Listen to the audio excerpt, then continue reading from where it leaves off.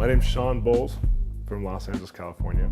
I grew up in the church, and so I was always over here in the church side, and there's the secular side, and that's our view that was kind of imparted to us, is that there's two places.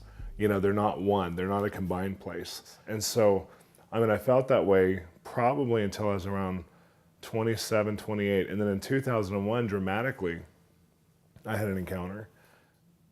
There was it was a season of my life where I was transitioning the way that I thought.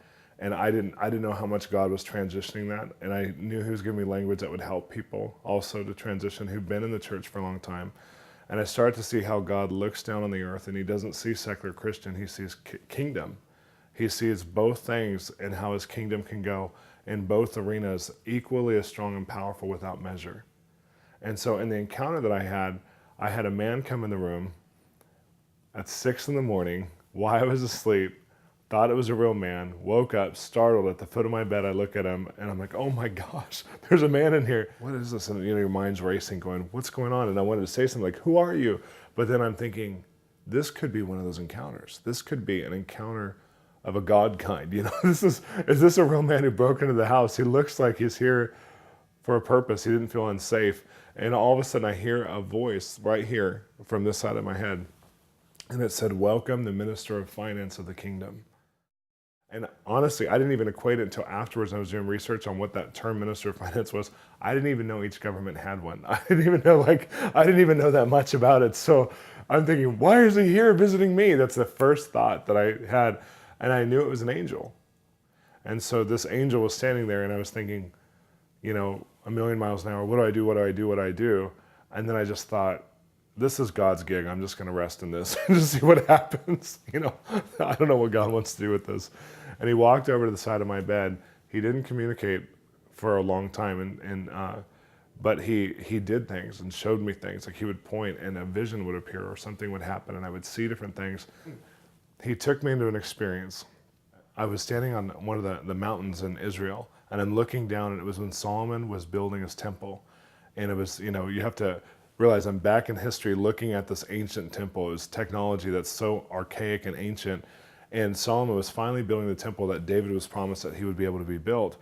And I'm looking at it, and the object wasn't the house of God. And what I was seeing, the object was all the greatest resources known to the Western world in one generation were brought together.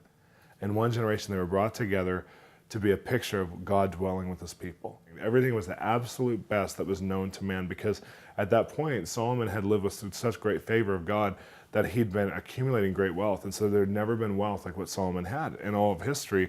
And he used it to build God his place, his resting place. And I'm watching this and I hear the voice of the angel say, again, there's going to be a day that was a picture of the generation that's alive, who's going to bring all the greatest resources known to man to build God his house, where God wants a presence in every place in the world. He wants a presence in the movie industry. He wants a presence in government. He wants a presence in education. He wants a presence in agriculture. He wants a presence in, all these different areas. There's a difference in what we think of as Christianity and Christian efforts and what heaven is endorsing right now. And you can see many of the things that have the most favor on them and the projects that have had the most favor on them are people who are cooperating with God and using that value system to just do, to just make, to just be. Jesus was promised that he'd have the whole world as his inheritance, and the people in the world are the whole world. It's not the world itself, but the people in the world would be his inheritance, and that there'd be a generation that would walk in the fullness of being a mature bride, being a mature body of believers for that purpose, to walk in full cooperation with them. And so a lot of what we've seen in the church is that people are going into a place where there's a lot of ministry of restoration, inner healing, counseling, life skills, life coaching, live your best life now, all those things, which are good themes. None of those are bad themes. But what happens when you get restored? What happens when you know how to walk in purpose? What would happen if you all of a sudden had all the finances, you were at the best place you were at in your personality, your skill level, your talent, everything, and you could just do what you were called to do? That's what eternity is like. That's what Adam and Eve had. They weren't restoring anything. There was nothing else that needed to be created.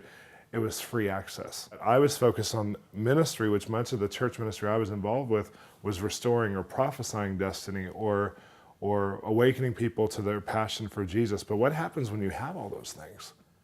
What happens when you're a person who sees God, the Father, has a desire for His Son, Jesus, that you can cooperate with heaven's agenda and that there's a whole realm of heaven that will back you up.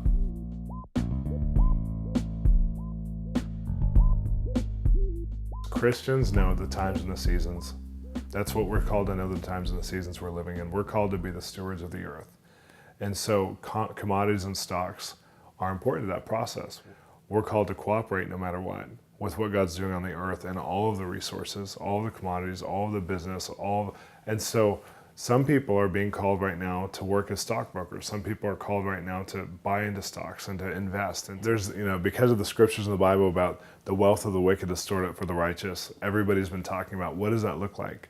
What does it look like when the wealth of the wicked gets turned over to the righteous? When I had some of these experiences, some of these encounters, it was so simple to me in the sense it's going to happen many different ways. And so I don't want to limit it because God's big. It's not about the judgment of God coming to reveal the unrighteousness so that the righteous could rise up and fill in the gap and fill in the space.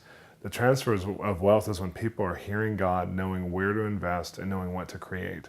And as they create it, it creates a market. It's not about just redoing markets that are already created. The main heart of God is that there's themes and subjects that need to be stewarded on the earth right now, and He wants to position Christians to do that. And the transfer of wealth is when Christians are hearing God at the right times and the right seasons to get in and out of markets, to start things up, to create markets. And we're called to create, markets. The same creative God that said, "Let there be light," is saying right now, create here. So what happens when it's God who's saying, you go and create. You say, "Let there be light," in this marketplace. And so the transfer of wealth that's about to come, we don't even need the money that's in the world. We have God. He'll so create and dwarf and trump and establish economy that's much different. What happens when there's a people of understanding and wisdom that God can apply Himself to? That's when the transfer of wealth will happen. If you're positioned rightly in an industry and you start to pursue it and you start paying a price of really listening to God's heart there and really building a track record, not just being flaky and saying, "I think I heard God, here's, I'm going to call my stockbroker," but you're hearing God, you're getting a track record, you're tracking with people who are hearing from God, you're building community in this thing. There's a whole kingdom group that's going forward in the marketplace right now, and I believe that there's ways to connect, link to it, build a track record, add your piece to it. But right now is a time where it's not good to be a lone ranger, it's not good to be a lone dog, but there's a place of connecting to other people and hearing the Lord together, because the transfer of wealth is now. It's started already. It's not 10 years from now, it's started now, and we're seeing people benefiting from it right now.